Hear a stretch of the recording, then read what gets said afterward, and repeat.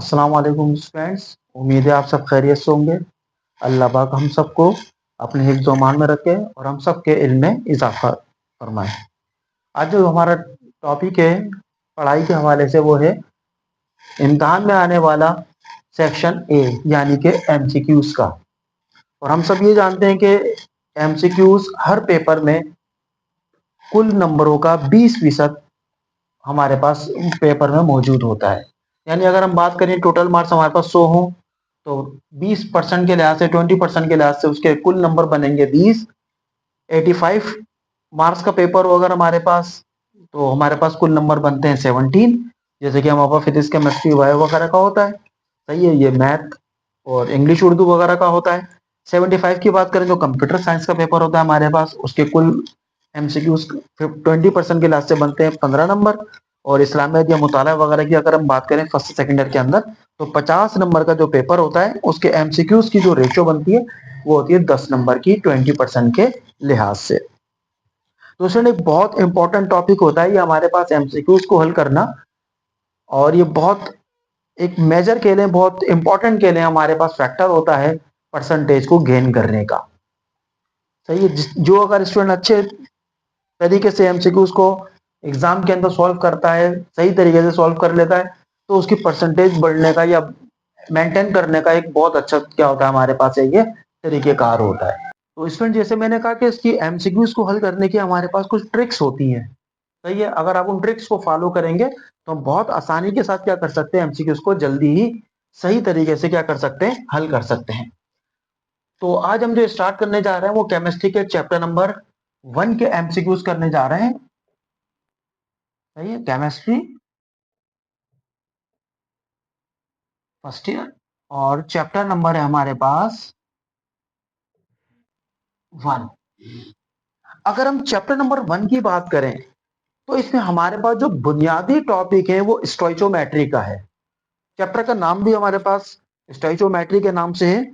और उससे रिलेटेड जो हमारे पास जो पूरा चैप्टर है हमारे पास वो उसी स्टोइचोमेट्री के ऊपर डिपेंड करता है। उसके जो रिलेटेड टॉपिक्स है हमारे पास उसमें हमारे पास मोल्स आते हैं, हमारे पास वॉल्यूम आता है एसटीपी के ऊपर, और वहां पर नंबर ऑफ एटम्स के लिए या नंबर ऑफ मॉलिक्यूल्स के लिए वो क्या होते हैं इसके अंदर शामिल होते हैं। तो जो जो टॉपिक हमारे पास है तो उनका हमारे पास एक रिलेशन है इन चीजों का कि हम इन चीजों को आपस में कैसे एक दूसरे से क्या कर सकते हैं रिलेट कर सकते हैं। अगर हमने ये समझ लिया तो एमसीक्यूज हमारी चुटकियों के अंदर टिप्स के ऊपर क्या हो जाएगा वो सॉल्व हो जाएंगे हमारे पास एमसीक्यूज। तो देखिए हमारे पास एक बुनियादी चीज होती है वो है मास। सही है, फिर एक दूसरी चीज है हमारे पास वो है मोल, फिर तीसरी चीज है हमारे पास वॉल्यूम, और एक चौथी चीज है हमारे पास नंबर ऑफ एटम्स या मॉलिक्यूल्स, जिसको आप पार्टिकल्स भी कह सकते हैं। ये चार चीजों से रिलेटेड हमारे पास सारे के सारे चैप्टर के अंदर क्या है एमसीक्यूज वो मौजूद है। अगर हमने इनके दरमियान रिलेशन को समझ लिया तो बहुत सिंपल तरीके से बहुत आसानी के साथ हम क्या कर सकते हैं चैप्टर नंबर 1 के एमसीक्यूज को क्या कर सकते हैं सॉल्व कर सकते हैं। सही है, तो देखिए क्या हमारे पास रिलेशन है।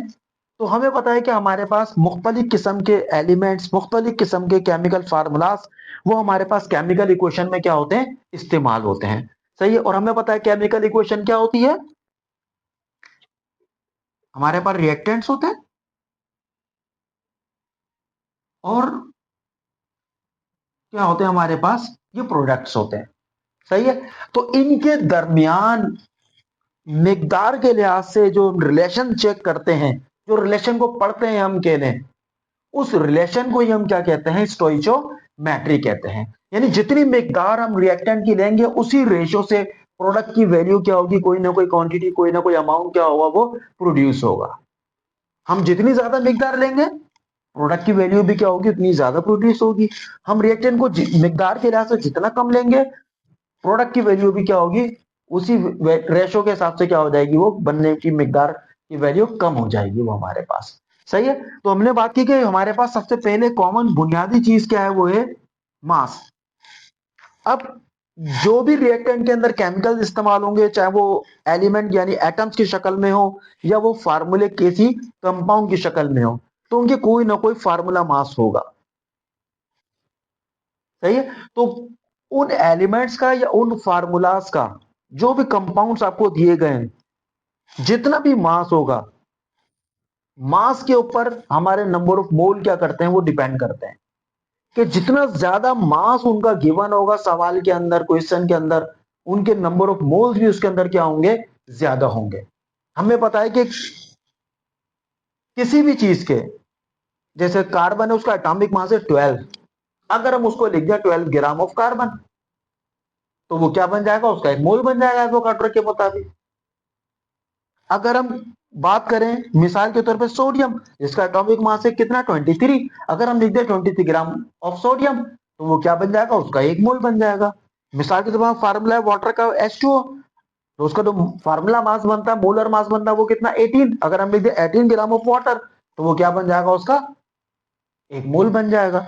तो किसी भी चीज के एक्चुअल मास को एटॉमिक मास कह लें या फार्मूला मास कह लें, उसको हम ग्राम में रिप्रेजेंट कर दें अगर, तो वो क्या कहलाता है, उसका मोल कहलाता है। अब ये मास एक सवाल के अंदर जितना ज्यादा दे दिया जाएगा आपको रिलेशन चेक करने के लिए, नंबर ऑफ मोल भी क्या हो जाएंगे, उसी रेशो से क्या हो जाएंगे, ज्यादा हो जाएंगे।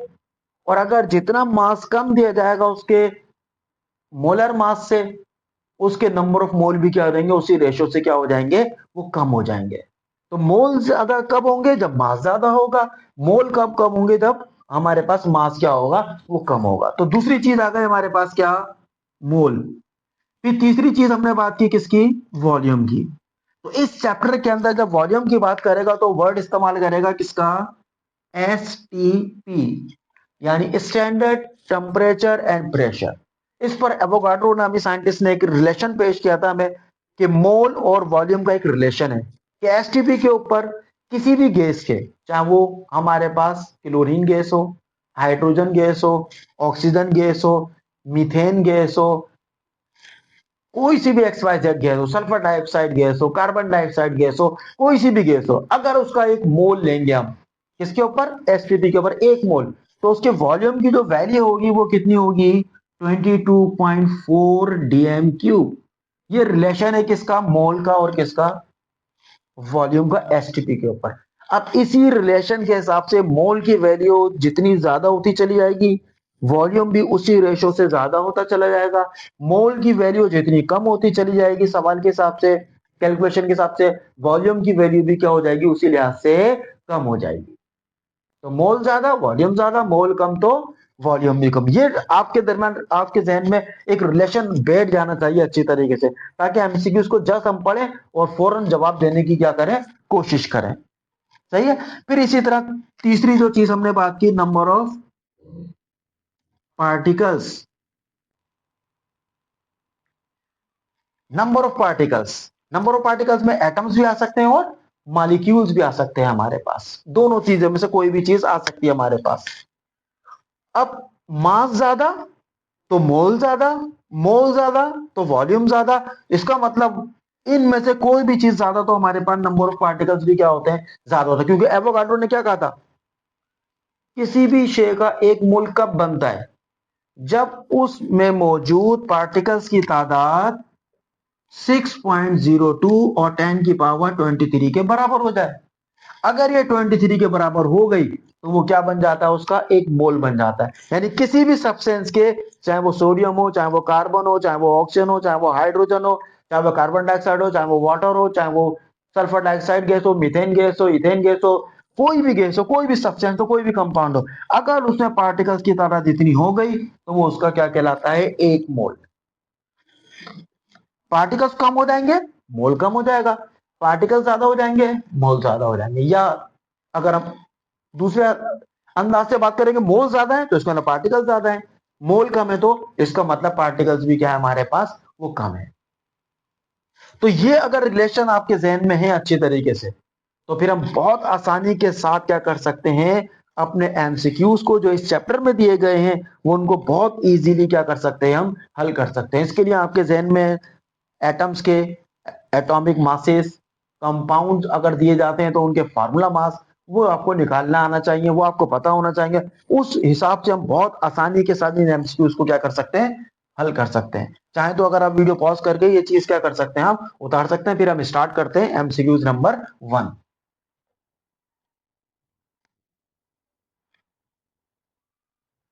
तो एमसीक्यूज नंबर 1 हमारे पास क्या कहता है, एमसीक्यूज नंबर 1 हमसे कहता है कि if the volume occupied by oxygen gas at STP is 44.8 डीएमक्यू, कि अगर ऑक्सीजन गैस का वॉल्यूम कितना है एसटीपी के ऊपर 44.8 है, the number of molecules of oxygen in the vessels are, कि इसमें मॉलिक्यूलों की तादाद उस बर्तन के अंदर वो कितनी होगी। तो अब देखिए वॉल्यूम कितना दिया 44.8 डीएमक्यू। हमने अभी देखा था कि वॉल्यूम कितना होगा 22.4 डीएमक्यू, तो कितना होता है 1 मोल। अब ये वॉल्यूम इससे डबल दिया हुआ है, सवाल में वॉल्यूम कितना दिया हुआ है इसका डबल, तो जाहिर बात है मोल भी क्या हुआ है डबल हो जाएंगे, मोल भी क्या हो जाएंगे डबल हो जाएंगे हमारे पास। और हमें पता है कि 1 मोल में पार्टिकल्स कितने होते हैं 6.02 मल्टीप्लाई बाय 10⁻23। तो मोल हमें कितने दे दिए एक की जगह 2, डबल कर दिए, तो इसका मतलब पार्टिकल्स भी हमारे क्या हो जाएंगे वो डबल हो जाएंगे। तो इसको हम 2 से क्या कर दें, अगर हम मल्टीप्लाई कर दें तो हमारा क्या आंसर आएगा, वो ये आंसर आ गया हमारे पास 12.04 मल्टीप्लाई बाय 10 कितनी हमारे पास 23। ये हमारा एक्चुअल क्या हो जाएगा आंसर हो जाएगा मॉलिक्यूल्स की तादाद का। अब आंसर देखिए हमारे पास जो दिए हुए हैं चॉइसेस, नंबर ए में 3.01 मल्टीप्लाई बाय 10⁻23 नहीं, रॉन्ग हो गया। Number B 6.02 multiply by 10⁻23 wrong हो गया। अगर 1 मोल देता तो फिर ये आंसर सही था बी वाला। सी आंसर हमारा देखें करेक्ट है, वो क्या है 12.04 मल्टीप्लाई बाय 10⁻23 मॉलिक्यूल्स, क्योंकि सवाल में हमें एक की जगह कितने मोल दे दिए 2, तो मोल डबल हुए तो पार्टिकल्स की तादाद भी क्या हो गई हमारे पास वो ऑटोमेटिक डबल हो गई। तो बगैर किसी कैलकुलेशन के निहायत आसानी के साथ हमने क्या कर लिया, इस आंसर को क्या कर लिया हमने समझ लिया या निकाल लिया हमने। उम्मीद है आपके ये बात अच्छी तरीके से क्या हो गई होगी, समझ आ गई होगी। एमसीक्यूज नंबर 2 पे चलते हैं। कह रहा था नंबर ऑफ कार्बन एटम्स। अब क्योंकि एटम दिया सिंगल फॉर्म दिए एलिमेंट की कार्बन, तो उसने बात की एटम की। कह रहा था नंबर ऑफ कार्बन एटम्स सही है इन 1 मोल ऑफ शुगर C12H22O11, ये शुगर का चीनी का हमारे पास क्या है फार्मूला है। आर अप्रोक्सीमेटली, कि अगर शुगर का 1 मोल ले लें, शुगर का कितना ले लें हम 1 मोल,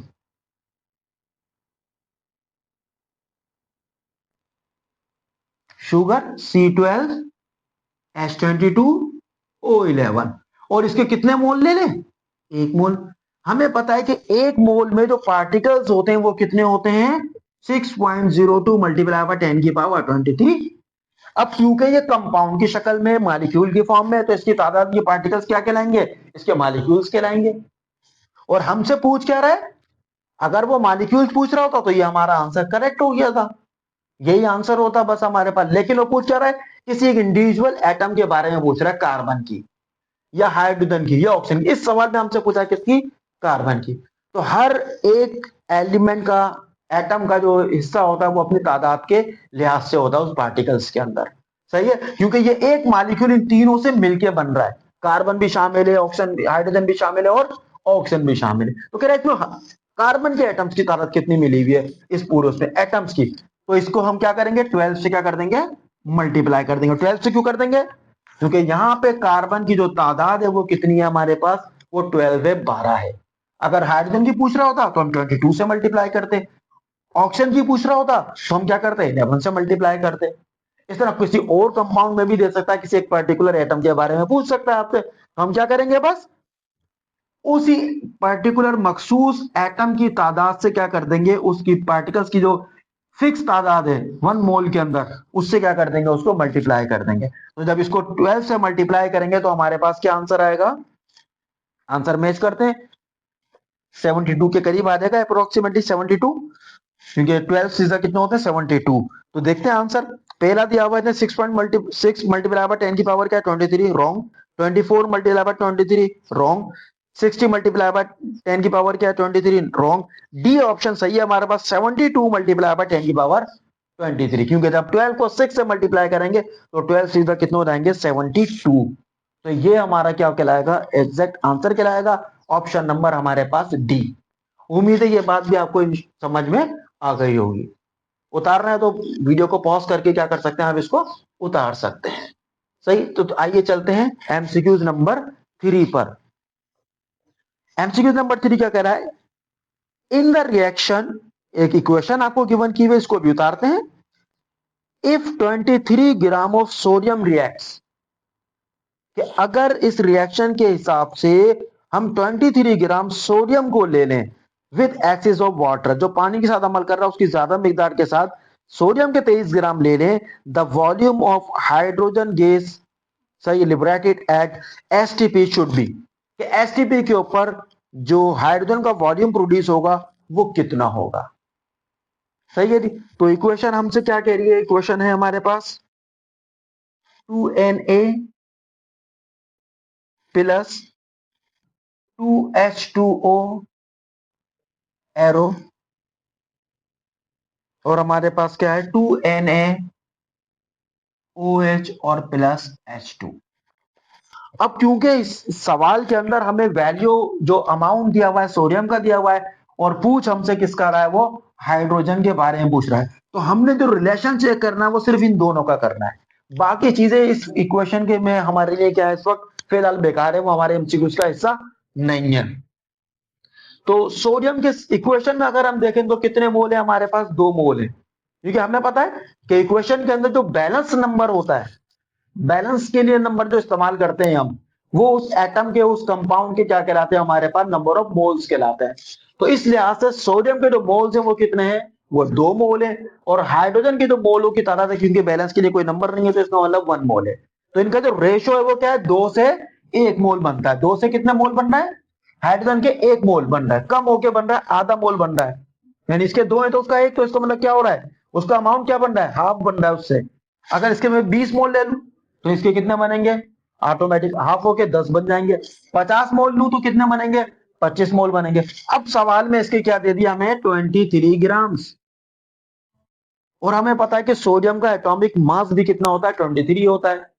इसका मतलब जब हम उसके मास को, एटॉमिक मास को ग्राम में शो करते हैं तो क्या कहलाता है वो, उसका 1 मोल। इसका मतलब सवाल के अंदर हमें क्या दिया हुआ है, सोडियम का 1 मोल दिया हुआ है। जब अगर हम इस सोडियम के 2 मोल की जगह 1 मोल ले लें सवाल के हिसाब से, तो इसके हाइड्रोजन के मोल कितने बनेंगे, दायरे बात उसका हाफ बनेगा, आधा बनेगा। इसका मतलब हाइड्रोजन के मोल कितने हो जाएंगे हमारे पास, 0.5। कितने हो जाएंगे, 0.5। और हमें पता है एसटीपी के ऊपर जो वॉल्यूम होता है वो कितना होता है 1 मोल का, जी स्टूडेंट, कितना होता है हमें पता है 22.4 डीएम क्यूब। तो आधे मोल का कितना होगा, इसको हाफ कर देंगे तो कितना हो जाएगा 11.2 डीएम क्यूब। यानी मोल हाफ हुए, आधे हुए, तो वॉल्यूम भी क्या हो गया, हाफ हो गया। मोल बढ़ जाते, डबल हो जाते, वॉल्यूम भी क्या हो जाता, डबल हो जाता।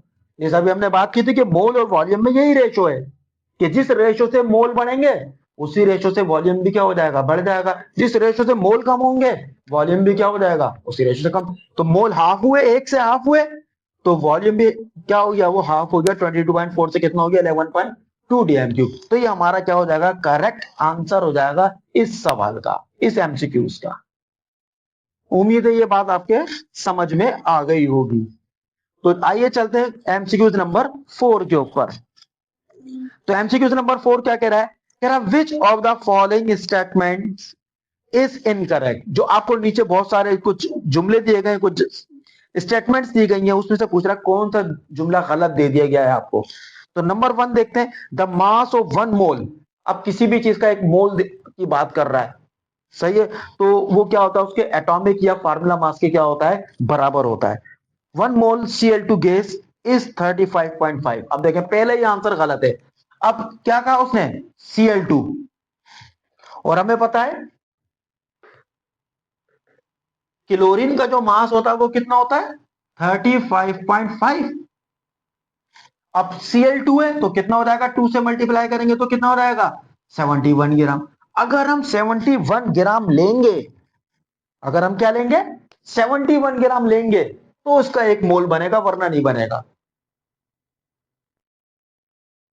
बात समझ में आई?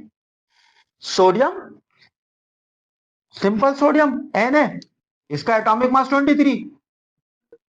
अगर हम 23 ले लेंगे तो उसका मोल बन जाएगा। वाटर के मोल कब बनेगा? जब उसका पूरे का फार्मूला मास लेंगे कितना 18 तो मोल बनेगा। अब क्लोरीन का फार्मूला क्या है Cl2, तो इसका जो मास बनेगा वो कितना बनेगा 71, तो जाके क्या बनेगा उसका एक मोल बनेगा, वरना एक मोल नहीं बनेगा। तो सवाल में क्या कह रहा था पहला statement, the mass of 1 mole Cl2 gas is 35.5, जबकि मास कितना होना चाहिए Cl2 का एक मोल का 71। इसका मतलब ये जुमला क्या दिया हुआ है इसने, गलत दिया हुआ है, और यही हमारा क्या हो जाएगा करेक्ट आंसर हो जाएगा, क्योंकि हमसे यही पूछ रहा है कौन सा जुमला गलत दिया हुआ है। अब आ जाए नेक्स्ट एमसीक्यूज पर, एमसीक्यूज नंबर 6 के ऊपर। कह रहा for Avogadro's number this statement is incorrect, कि एवोगाड्रो के हिसाब से कौन सी स्टेटमेंट हमारे पास क्या है वो इनकरेक्ट है, गलत है, वो भी बिल्कुल सेम एमसीक्यूज। तो number A option, it is the number of particles in 1 mole of any substance. अब जैसे अभी हमने बात की थी शुरू में ही कि एवोगाड्रो ने क्या बताया था, वो किसी भी सब्सटेंस के 1 मोल के अंदर पार्टिकल की बात करता है वो, तो ये जुमला सही है। Number B, its numerical value is 6.02 multiply by 10⁻23, और हमें पता है इसकी जो वैल्यू है नंबर वाली वैल्यू है वो कितनी है 6.02, और 10 की पावर कितनी है 23 है, इसका मतलब ये जुमला भी क्या है सही है। Number C, its value changes if temperature increases, क्या इसकी वैल्यू 6.02 वाली वैल्यू बढ़ती है कम होती है, सही है, जैसे जैसे टेम्परेचर बढ़ता है या घटता है? ऐसी कोई बात नहीं है, क्योंकि वो तो डिपेंड कर रहा है किसके ऊपर, मोल के ऊपर, और मोल टेम्परेचर से इफेक्ट नहीं करते। मोल का इन्हिसार किस पर होता है, मास पर होता है, सही है, टेम्परेचर ज्यादा हो या कम हो, सोडियम का जो एटॉमिक मास 23 है वो 23 ही रहेगा, वो चेंज नहीं होगा। वाटर का जो फार्मूला मास है, मॉलिक्यूलर मास है 18 है, तो वो 18 ही रहेगा, टेम्परेचर चाहे ज्यादा हो टेम्परेचर चाहे क्या हो कम हो, तो फिर मोल भी वही रहेंगे, जब मोल वही रहेंगे तो इसका मतलब पार्टिकल्स की तादाद भी क्या रहेगी, सेम रहेगी। इसका मतलब ये सी ऑप्शन क्या दिया हुआ उसने गलत दिया हुआ है, ये टेम्परेचर से चेंज नहीं होता, तो हमारा सी ऑप्शन क्या हो गया यहाँ पे गलत दे दिया गया है। सही है बात, इस उम्मीद है इंशाल्लाह ये बात भी आपके समझ में आ गई होगी। Number 7, the minimum number of moles are present in, the minimum number of moles, इसमें सबसे कम मोल पाए जाएंगे, तो जिसका मास सबसे कम होगा नंबर 1 उसके मोल कम होंगे। नंबर 2, जिसके पार्टिकल्स कम होंगे उसका मोल कम होंगे। नंबर 2 3, जिसका वॉल्यूम कम होगा सबसे सवाल में, उसके हिसाब से उसके फिर मोल भी क्या हो जाएंगे, कम हो जाएंगे, जो हमने रिलेशन शुरू में बात की। अगर ये आपके जहन में है रिलेशन, बहुत आसानी से देखते ही बस आप क्या लगा लेंगे, टिक कर देंगे। 1 dm³ of methane gas at STP, methane gas का वॉल्यूम दिया 1 dm³। बी 5 dm³, तो वॉल्यूम 5 ज्यादा हो गया 1 कम हो गया, इसका मतलब 1 में कम है 5 में ज्यादा है। सी 10 dm³, अब 10 dm³ यानी और वॉल्यूम क्या हो गया ज्यादा हो गया, तो और ज्यादा क्या होंगे इसमें मोल होंगे। नंबर डी 22.4 dm³, ये और ज्यादा वॉल्यूम हो गया, तो जितना ज्यादा वॉल्यूम होगा उतने ज्यादा मोल होंगे, जितना कम वॉल्यूम होगा उतने कम हो, तो सबसे कम वॉल्यूम जो दिया हुआ है वो ऑप्शन नंबर ए में दिया हुआ है, वो कितना है 1 dm³। अब गैस कोई सी भी हो, क्योंकि तारीफ क्या है वो कार्टून ने क्या कहती, किसी भी गैस के, किसी भी गैस के, गैस का कोई नाम मेंशन नहीं, किसी भी गैस के, जर्नल बात की, ये किसी भी गैस के 1 मोल का जो वॉल्यूम होता है एसटीपी के ऊपर वो 22.4 होता है। अब मोल कम होंगे वॉल्यूम कम, मोल ज्यादा वॉल्यूम ज्यादा, या उल्टी बात कर ले, वॉल्यूम कम तो मोल कम, वॉल्यूम ज्यादा तो मोल ज्यादा, तो सबसे कम वॉल्यूम से ऑप्शन नंबर 1 में दिया हुआ है, ए में दिया हुआ 1 dm³, तो इसका मतलब इसमें क्या होंगे सबसे कम हमारे पास मिनिमम नंबर ऑफ मोल्स पाए जाएंगे, तो ऑप्शन नंबर ए सही है। Number 8, number of atoms in 60 gram carbon is, अगर कार्बन के 60 ग्राम दे दे, कार्बन के कितने दे दे 60 ग्राम कार्बन के मास दे दिया, मास ऑफ कार्बन कितना दे दिया 60 ग्राम। और हमें पता है कार्बन का जो एटॉमिक मास है वो होता है 12। और अब 12 की जगह उसने कितना दे दिया 60। अब हम 12 का टेबल पढ़े तो 12 5 60। इसका मतलब इसके एक्चुअल मास से इसके एटॉमिक मास से 5 टाइम्स मोर, 5 गुना ज्यादा क्या दिया है उसने, मास दिया है हमें। कितना दिया है, 5 गुना ज्यादा मास दे दिया। तो 12 में बनता है 1 मोल, तो 12 का डबल 24, 24 में बनेंगे 2 मोल। फिर 12 और मिला लेंगे तो कितने बनेंगे 3 मोल। फिर 12 और मिलाएंगे तो कितने बनेंगे 4 मोल। और फिर 12 और मिलाएंगे यानी 60 ग्राम कर लेंगे तो कितने मोल बन जाएंगे, 5 मोल बन जाएंगे। कितने मोल बन जाएंगे, 5 मोल। अब सवाल में हमसे पूछा क्या है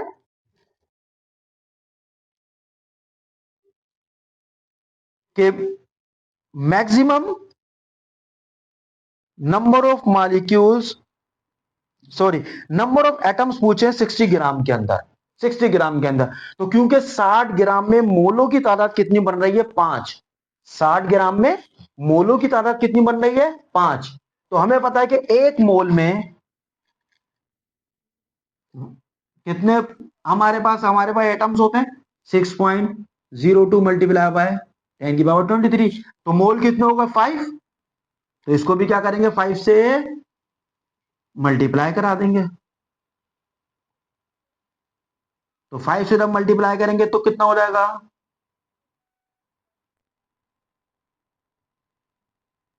30.10 मल्टीप्लाई बाय 10⁻23। यानी अगर कार्बन के 60 ग्राम ले ले तो कितना हो जाएगा 30। अगर मिसाल के तौर पे 24 ग्राम लेता तो इसका मतलब 12 का डबल लिया है, 2 मोल लिया है। तो इसको 2 से मल्टीप्लाई करते, 3 से करते, 4 से करते, 5 से करना पड़ा। क्यों करना पड़ा, क्योंकि हमें मास कितना दिया है 60, और 12 को जब 5 से मल्टीप्लाई करेंगे तो 60 बनेगा। इसका मतलब कार्बन के 5 मोल दिए हुए हैं।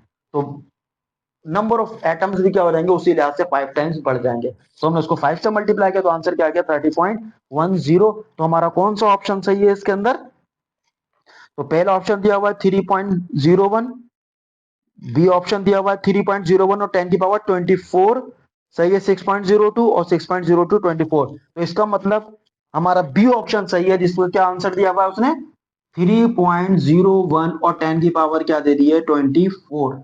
यानी उसने क्या करा, इसको साइंटिफिक नोटेशन के मुताबिक सही है, स्टैंडर्ड फॉर्म के में लिया है साइंटिफिक नोटेशन के हिसाब से। कि उसमें क्या कहता है वो, कि पॉइंट से पहले क्या होना चाहिए, एक नॉन जीरो डिजिट होना चाहिए। तो आशारी को क्या करा, अपने लेफ्ट साइड पे क्या करा, मूव करा, और कहा लेके आ गया वो, एक डिजिट जम करके। कितने डिजिट जम करके, एक डिजिट जम करके। तो आचार्य कहा था 3 और 0 के बाद का, अब वो कहां ले आया 3 के बाद और 0 से पहले, 0 के लेफ्ट पे रख दिया उसने। यानी आशार्य को हमारे राइट साइड से कहां पे ले गया, वो लेफ्ट साइड पे ले गया। तो इसलिए 10 की पावर एक बढ़ जाएगी, वो कितनी हो गई 23 से वो कितनी हो गई 24। तो इसका मतलब ये वाला ऑप्शन हमारा जो ऑप्शन नंबर बी है वो क्या है हमारे पास सही आंसर है इस चीज का। सही है जी। अब आते हैं नेक्स्ट एमसीक्यूज के ऊपर, कह रहा maximum number of molecules present. अब ज्यादा से ज्यादा मॉलिक्यूल किसमें होंगे, तो ज्यादा से ज्यादा मॉलिक्यूल किसमें होंगे, इसके मोल ज्यादा होंगे, इसका मास ज्यादा होगा, या जिसका वॉल्यूम क्या दिया हुआ होगा, ज्यादा दिया हुआ होगा। सही है, क्योंकि सबके दरमियान डायरेक्ट रिलेशन है, मास ज्यादा मोल ज्यादा, मोल ज्यादा पार्टिकल ज्यादा, पार्टिकल ज्यादा वॉल्यूम ज्यादा। सबके दरमियान रिलेशन कैसा डायरेक्ट है। बढ़ाने से बढ़ जाएगी चीज, कम करने से कम हो जाएगी चीज। सही है। अब 100 ग्राम ऑक्सीजन, कितने 100 ग्राम ऑक्सीजन। अब इसमें क्योंकि गैसेस क्या दी हुई है, चीजें क्या दी हुई है, थोड़ी सी डिफरेंट दी हुई है, तो हम क्या करेंगे इनके कैलकुलेशन करेंगे थोड़ी सी। पहला ऑप्शन क्या दिया हुआ है 100 ग्राम ऑक्सीजन, बी दिया हुआ है 100 ग्राम CH4, सी दिया हुआ है हमें 100 ग्राम कार्बन डाइऑक्साइड, डी दिया हुआ है 100 ग्राम क्लोरीन। अब आप देखें इन सब के अंदर जो गिवन मास है वो कॉमन है, 100 100 100 100। अब हम गिवन मास को, ग्राम को बहुत आसानी के साथ मोल में क्या कर सकते हैं, चेंज कर सकते हैं। और हमें पता है मोल का फार्मूला क्या होता है, कि मोल्स बराबर किसके होते हैं, गिवन मास और डिवाइड बाय मोलर मास लिखना है ऑफ सब्सटेंस, मोलर मास। अब गिवन मास तो सबका सेम है, 100 100 100, यानी 100 को डिवाइड करना है, किससे करना है, ऑक्सीजन के लिए ऑक्सीजन के मोलर मास से, CH4 के लिए CH4 के मोलर मास से, कार्बन डाइऑक्साइड के लिए कार्बन डाइऑक्साइड के मोलर मास से, और क्लोरीन के लिए क्लोरीन के मोलर मास से। तो जिसके मोल ज्यादा होंगे उससे मालिक्यूल ज्यादा हो जाएंगे, जिसके मोल कम होंगे उसका मालिक्यूल क्या हो जाएंगे, कम। अब आप देखें ऑक्सीजन का जो मास बनेगा वो कितना बनेगा, 32। CH4 का कार्बन और 4 हाइड्रोजन कितना हो गए, कार्बन का 12 और हाइड्रोजन के 4 हो गए, तो कितना हो गया 16। कार्बन डाइऑक्साइड में कार्बन के 12, ऑक्सीजन के 2 के 32, तो कितना होगा ये 44। और क्लोरीन के अभी देखे थे हमने 71।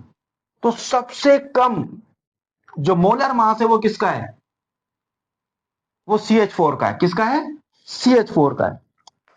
तो जब हम 100 को 32 से 32 से डिवाइड करेंगे तो हमारा एक आंसर आएगा, इसी 100 को जब 16 से डिवाइड करेंगे तो एक आंसर आएगा। तो सबसे छोटा नंबर कौन सा डिवाइड करने वाला, 16, 32 में, 16 16 में, 44 44 में, 71 71 में, सबसे छोटा नंबर कौन है, 16। तो जिसका डिनोमिनेटर छोटा होता है उसका आंसर भी क्या होता है, हमारे पास ज्यादा आता है। चाहे तो आप कैलकुलेटर पे जल्दी जल्दी क्या कर लें, कैलकुलेशन कर लें, सबको अपने अपने मोलर मास से क्या करें, डिवाइड, आपके पास आंसर आ जाएंगे, नोट कर दें। तो सबसे बड़ा जो आंसर आएगा वो किसका आएगा, CH4 का आएगा। तो इसका मतलब सबसे ज्यादा मोल जो पाए जाएंगे वो किसके अंदर पाए जाएंगे, CH4 100 ग्राम के अंदर पाए जाएंगे। तो इसका मतलब जब मोल इसके ज्यादा है तो इसके नंबर ऑफ मालिक्यूल्स भी जाहिर बात है क्या हो जाएंगे, फिर ज्यादा हो जाएंगे, क्योंकि मोल ज्यादा मालिक्यूल ज्यादा, मोल कम तो मालिक्यूल भी क्या होते हैं उसके, वो कम हो जाते हैं ऑटोमेटिक। उम्मीद है ये बात आपके समझ में अच्छे से आ गई होगी। सही है जी। अब लास्ट क्वेश्चन है, जनरली एक्चुअल यील्ड इज, कि आमतौर से जो असल हासिल होने वाली जो मिकदार है, हमें पता है दो तरह की यील्ड होती है हमारे पास। एक होती है थ्योरेटिकल यील्ड, जो हम जबानी बात कर रहे होते हैं, कि जितना मास हम रिएक्टेंट में रहते हैं उतना ही मास क्या होता है, प्रोडक्ट में हासिल होता है, जो हम बैलेंस इक्वेशन से बात करते हैं। लेकिन जब प्रैक्टिकली जब ये परफॉर्म कर रहे होते हैं तो कुछ ना कुछ मामूली सी मिकदार ही सही वो क्या हो जाती है, वो वेस्ट हो जाती है, इसको हम हासिल नहीं कर पाते। तो इसका मतलब क्या हुआ, कि जो एक्चुअल यील्ड होती है, जो असल में हमें हासिल होती है, वो थ्योरेटिकल यील्ड से थोड़ी सी क्या होती है, वो कम होती है। मुख्तलिफ किस्म की रीजंस होती है जिसकी वजह से हमारी जो एक्चुअल यील्ड होनी चाहिए थी, यानी थ्योरेटिकल के मुताबिक वो हो नहीं पाती, उससे थोड़ी सी क्या होती है, वो कम होती है। तो देखें, ग्रेटर देन थ्योरेटिकल यील्ड, यानी कि जो जबानी बात हो रही है उससे भी ज्यादा होती है, गलत। लेस देन थ्योरेटिकल यील्ड, ये जो जबानी बात हुई थी, थ्योरेटिकल बात हुई थी, थ्योरी के हिसाब से बात हुई थी, इक्वेशन के हिसाब से बात हुई थी, उससे बहुत मामूली सी कह लें, जितनी भी कह लें, वो क्या होती है, थोड़ी सी कम ही क्या होती है, हमें हासिल होती है। तो इसका मतलब ये बी ऑप्शन हमारे पास क्या है, सही है। जबकि सी ऑप्शन ही पढ़ लेते हैं, equal to the theoretical yield, क्या बराबर होती है, जितनी लेते हैं उतनी लेते हैं, थ्योरेटिकल के हिसाब से तो सही है, सही है ना ये बात। कह रहा है sometimes greater and sometimes less than, नहीं जी, हमारा बी ऑप्शन सही है, कि हमेशा क्या होती है, वो एक्चुअल यील्ड क्या होती है, थ्योरेटिकल यील्ड से क्या होती है, वो कुछ ना कुछ कम होती है हमारे पास। सही है जी। अच्छा, इसमें एक हमारे पास एमसीक्यूज बीच में रह गया था, सही है, वो एमसीक्यूज नंबर है हमारे पास 4, उसको देख लेते हैं। सही है, सॉरी फॉर दैट। कह रहा है which of the following sample of substance contain the same number of atoms as that of 20 gram of calcium. ये बताएं किस में, किस सैंपल के अंदर एटमों की तादाद बराबर होगी, किसके, कैल्शियम के 20 ग्राम के। सही है, यानी कैल्शियम का मास आपको दिया कितना, 20 ग्राम। अगर अब आप देखें, बहुत सिंपल सी बात, कैल्शियम का मास आपको कितना दे दिया, 20 ग्राम। और हमें पता है कैल्शियम का जो एटॉमिक मास होता है, कैल्शियम का जो एटॉमिक मास है वो कितना होता है, 40। कितना होता है, 40। इसका मतलब जो एटॉमिक मास है वो तो 40 है, लेकिन सवाल में कितना दे दिया, 20, जो इसका हाफ है। सही है, 40 का हाफ कितना है, 20। तो सवाल में हमें कितना दे दिया, इसके एटॉमिक मास से हाफ मास दे दिया। अब किस सैंपल के नंबर ऑफ एटम इसके बराबर होने चाहिए, तो याद रखिएगा जैसा भी हम बात की, मास ज्यादा एटम ज्यादा, मास कम एटम कम। अगर मास बराबर, इसका मतलब एटम भी बराबर। तो जिस सब्सटेंस का मास भी उसके एटॉमिक मास से हाफ गिवन कर देगा इसकी तरह, तो उसके एटम्स क्या होंगे, उसके बिल्कुल बराबर होंगे। तो देखिए क्या कह रहा है, 16 ग्राम सल्फर। ऑप्शन ए क्या है, 16 ग्राम सल्फर। और हमें पता है सल्फर का जो एटॉमिक मास है वो कितना होता है, 32। तो देखिए पहला ही ऑप्शन सही है कि सल्फर का जो एटॉमिक मास है वो 32 है, 32 है, और उसका हाफ हमें क्या कर दिया, गिवन कर दिया है। तो इसके मोल भी क्या बनेंगे, हाफ ही बनेंगे, आधे बनेंगे। तो इसके भी मोल आधे, इसके भी मोल आधे। तो जब मोल आधे होगा तो पार्टिकल्स की तादाद भी क्या हो जाएगी, दोनों में सेम। फिर भी देखते हैं, ऑप्शन नंबर बी भी चेक कर लेते हैं कि आपको क्या दिया हुआ है। 20 ग्राम कार्बन, कार्बन, जबकि कार्बन का जो एटॉमिक मास है वो कितना है, वो होता है 12। तो अगर 6 ग्राम कार्बन देता तो हाफ हो जाता, तो हम कहते हैं इसके भी बराबर होते। लेकिन क्योंकि तो एटॉमिक मास से भी क्या दे दिए, वेरी ज्यादा, तो उसके मोल तो क्या बनेंगे, उसके एक मोल से भी ज्यादा, तो उसके नंबर ऑफ एटम्स तो क्या हो जाएंगे, वो ज्यादा हो जाएंगे। फिर दिया हुआ हमें सी, 19 ग्राम पोटाशियम। और पोटाशियम का जो एटॉमिक मास है वो कितना होता है, 39। तो ये भी इसका एक्यूरेट, बिल्कुल करीब करीब तो है लेकिन एक्यूरेट नहीं है, तो उसका मास उसका हाफ दिया हुआ हो। सही है, इसका हाफ क्या होता है हमारे पास, 19.5 होता। तो फिर इसके एटम्स क्या हो जाते हैं, बराबर हो जाते हैं। तो इसके मोल की वैल्यू जरा सी क्या आ रही होगी, वो कम आ रही होगी, किसके मुकाबले में, इसके हाफ के मुकाबले में। तो ये भी आंसर गलत है। नंबर डी ऑप्शन क्या दिया हुआ है हमें, 24 ग्राम mg। और हमें पता है मैग्नीशियम का जो एटॉमिक मास है वो कितना होता है, 24। तो ये तो बराबर ही दिया हुआ है, इसका मतलब इसका तो एक मोल है। तो हाफ मोल किसका है, कैल्शियम का है, तो हाफ मोल इसमें किसका दिया हुआ है, सल्फर का दिया हुआ है। तो इसका मतलब हमारा जो इसमें जो ऑप्शन हो सही होगा वो कौन सा होगा, हमारे पास ए ऑप्शन। इसमें क्या दिया हुआ है, सल्फर के 16 ग्राम दिए हुए। ओके स्टूडेंट, ये हमारे आज के चैप्टर नंबर 1 के सारे एमसीक्यूज यहाँ पे मुकम्मल होते हैं। उम्मीद है आपको बात किसी हद तक समझ में आ गई होगी। सही है, अगर कोई मसला हो, कोई बात ऐसी हो जो आपकी समझ में ना आई हो, किसी किस्म की कोई बात जो आपको परेशान कर रही हो, सही है, तो उसको फिर कमेंट्स करके आप क्या कर सकते हैं, बात को आप पूछ सकते हैं। तो इंशाल्लाह आपको क्लियरफाई किया जाएगा, कोशिश की जाएगी क्लियरफाई करने की। सही है।